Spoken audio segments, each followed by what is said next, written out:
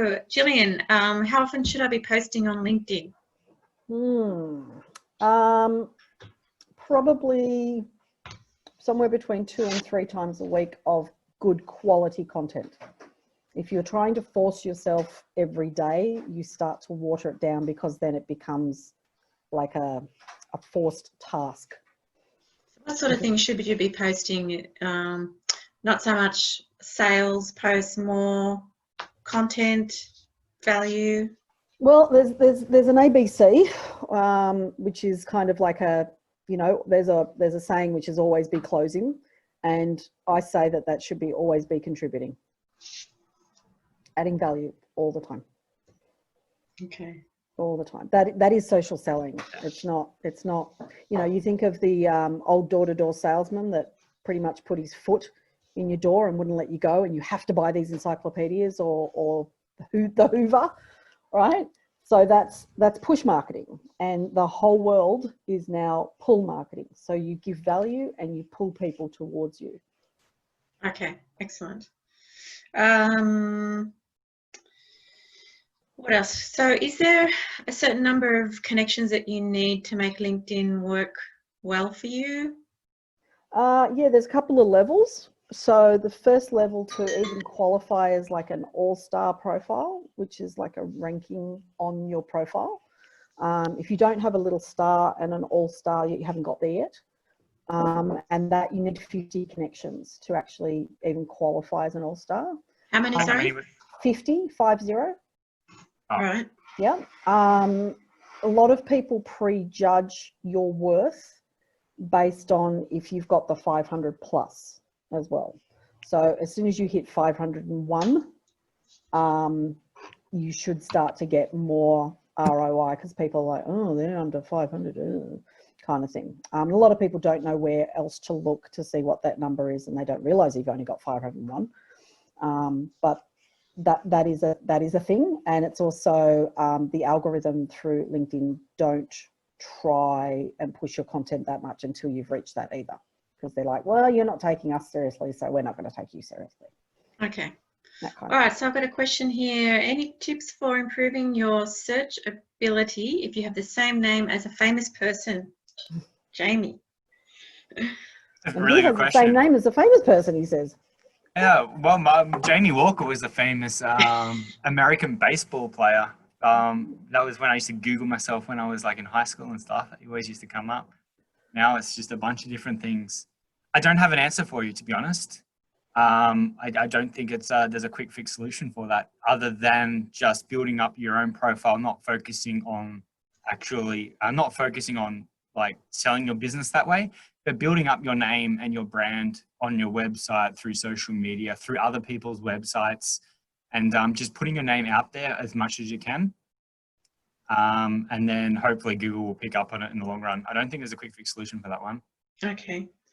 And Jamie, you mentioned those pillars of marketing. Yep. How do I know which area of those would be best, or which of those to choose to be best for my business? Yeah.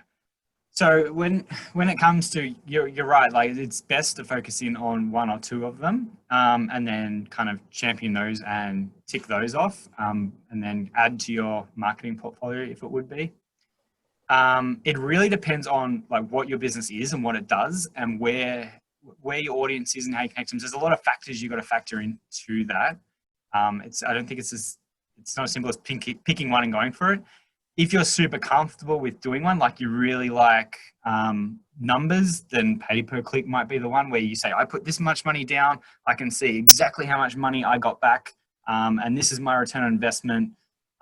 Whereas something like SEO, where it's more about building your website and your profile long-term, you get more of a long-term investment, but it's so much harder to put a exact figure return on investment on that.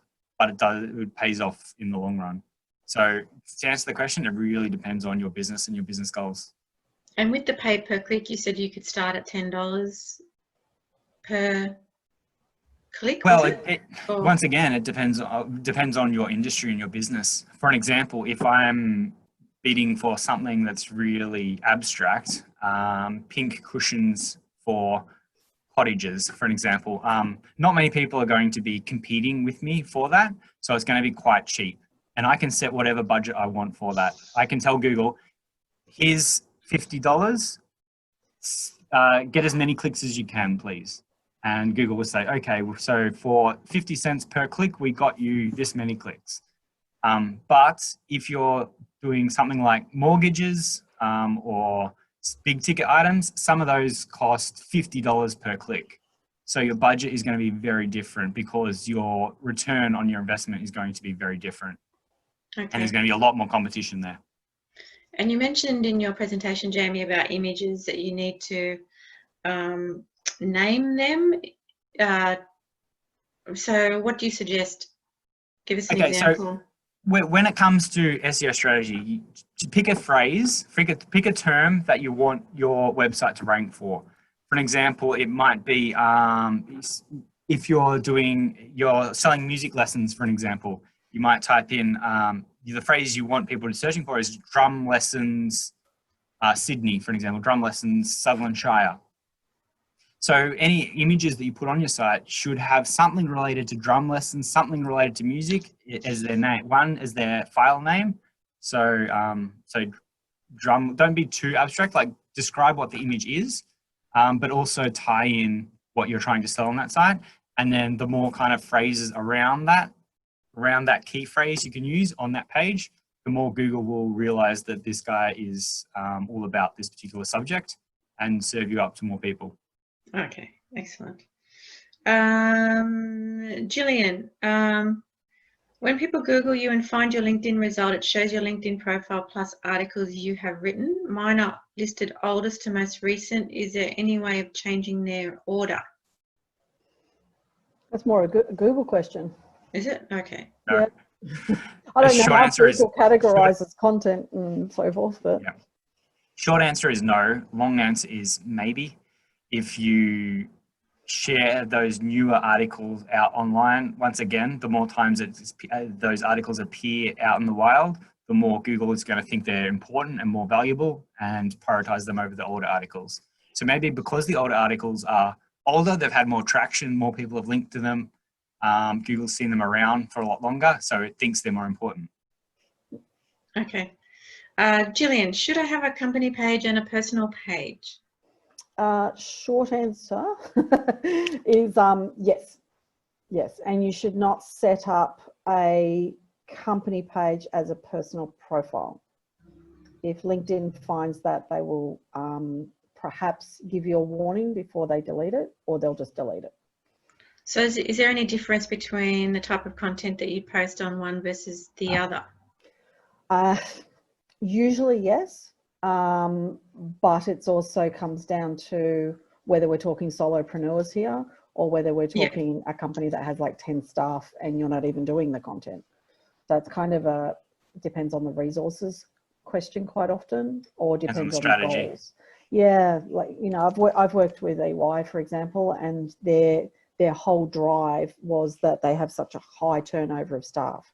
So, you know, they had to actually do a lot of stuff to do with how happy all their staff are and how welcoming the company is, and the induction process is fantastic and all that sort of thing. So it wasn't even driving sales. It's not their primary focus. Okay. So, yeah. And would you say that LinkedIn is more a business to business versus business to consumer? Yeah, it is. You can do business to consumer on there, but it's a longer road, because it's not like you can go, okay, so I install pools in people's back gardens, so let me find rich people in Mossman that have a pool in their back garden. You can't do that. And you know, with the content that you put out goes to a percentage of all of your network, so you can't narrow down specifically through content to Mossman. No. So it then becomes a bigger numbers game, so that you get a lot of word of mouth referral because you're the gum with pools. Yeah. So you think that's better for Facebook and Instagram? Initially, yeah. The ROI, the quicker ROI will come through those social media platforms before you'll ever get any traction on LinkedIn. And it also depends on how many connections we're talking about. If we've got under 1,000 versus somebody who's got 100,000, you know, Okay. when you've got 100,000 connections, you may actually get some interest from the press. So you end up getting media and press coverage rather than direct leads from LinkedIn. So it becomes all variable when it's on B2C. And if people, if you connect with someone, they accept your connection, and then you message them, but they don't respond, how many times should you follow them up? I guess that's a marketing question as such. And it also depends on how you want to follow them up. And if you know them, you know, if I'm not getting any traction with somebody, but I know them quite well, I'll text them instead. You know, or they're a Facebook friend already or something like that. And I'll go, what the hell are you doing? Why aren't you on LinkedIn? If it's a total stranger, then I probably would have done my research first with whether they were worth putting in my network. If they haven't posted for a year, and you know, you look at their activity and they haven't been active for 3 months, I'm not expecting a quick answer at all, because it's probably going to be 3 months before they answer me. Okay. So that homework should have been done first. Yeah. All right. Well, thanks, Gillian and Jamie. That was amazing. Thank you so much. Excellent content. If anyone would like to reach out, please feel free to do so. With, yeah, excellent. I'm sure. David, would you like to close today? Hi there, g'day. Before closing, I'd really like to hear from Joel, if you don't mind me putting him on the spot for just a 30 seconds or a minute, if you can, to talk about your podcast series and how you're harnessing the socials, because I think it's very relevant to the topic matter we're having today. Yeah, thanks, David. I appreciate it. I won't take too much time. I've got a Datsun 180B, much to my wife's pleasure. She loves that car. She's on here, so I can say that. She's laughing at me. Yeah, so I've got a Datsun 180B. I drive around as a psychologist. I'm very passionate about trying to break down the stigma around mental health, and had an idea about getting my first car, which is a Datsun 180B, and I drive that around and interview various people in that. And then, yeah, obviously I'm using Jamie, I shouldn't say obviously because people don't know, I'm using Jamie, who then put that up on our website. I share that through LinkedIn. I share that through Facebook. That's been really good for us in terms of just getting people that wouldn't normally look at a psychologist page through those various mediums to get in front of people. So we've been averaging about 6,000 to 7,000 people viewing each one of those podcasts. We've been doing that now for a couple of months. So yeah, I think it's a good idea if you've got a podcast or something that's sort of tied in with your business, but not maybe directly related to your business. I think that's another great way to really get people to put eyeballs onto your content. Thanks for the opportunity, David. I appreciate it. You're a good man. No, not at all, mate. It's highly relevant. And that I didn't know that you're hitting 6,000 to 7,000 people. That's tremendous. I think it's fantastic. And it's a great example of what happens with a local business network, because they're all local business people who've been contributing to the production of that for Joel's business. So I applaud all those who have contributed, and particularly in Jamie's network as well. That's tremendous. Good example of content marketing. That's it. You got it right. Fantastic. That's what I like to see. Hey, again, I'd just like to close to say thank you to our Triple Js, Joel, Gillian and Jamie. Really tremendous content. For me, as a boring numbers person, as a finance broker, it was very refreshing and enjoyable. And these are messages I've heard from Gillian in particular many moons ago in different business networks. And there's some new concepts that you mentioned as well too that I really perked my interest. And I thank you for your presentation. It was really enjoyable, and I hope everyone else got something out of it too. Given the proliferation of bookkeepers being used in your presentations, guys, I think we should change the name of our chamber to the Southern Shire Business Bookkeepers. So I don't know if there's a hidden message there at all from the many messages about bookkeepers, but I'm expecting 100 new bookkeepers as members in the new chamber format for next year. But thanks for the example. Now, moving forward, the next gigs for the chamber on the 30th of July, which is next week, After 5 Drinks is happening again, and the following fortnight on the 13th of August is another After 5 Drinks. We'll be mixing up in terms of how we manage those networking sessions. We've been very pleased with how it's been working to date, but spread the word, spread the love to other people who are non-members as well. We're inviting this for free to all comers who are local business owners to join us in this After Fives networking. Finally, I'd just like to make mention about our committee re-election that's happening very soon. I'm just going to bring up some reminder dates to just share with you as well. Our newsletter or a reminder went out yesterday about upcoming events and the committee re-election too. So if you are interested, we are always looking for new people, new blood, new ideas. We will lose, unfortunately, Mark Hooper, our current secretary, and has been on both the Miranda and Districts Chamber and the Southern Shire Business Chamber for since Jesus was a boy. I reckon it's been a long time. So we're going to lose Mark, and he's going to be sad. He's going to leave a big hole. So we've got our secretary position in particular that needs filling, and we're going to lose Brad Conyers as well, who's going to be moving on too. So we have a 7-person board. So we have 2 definite people who are moving on. We'd love to hear from you if you're interested to get involved. Don't be shy to call out to myself or Catherine if you want to have a discussion about what's expected and the things that you can bring to the table to promote business here in the Shire, which is what we're all about, to make connections and to help businesses work through. Now, that's all for me. Catherine, please remind me if I've forgotten anything, but if I have, you can add to the end. But thank you again to Joel, Gillian and Jamie for your great presentations. Good one, guys. And if you're interested in joining, please stay behind us now and we can have a quick chat. Right. Thanks, everyone. Enjoy your week. Thanks, guys. Thank you. Thank you.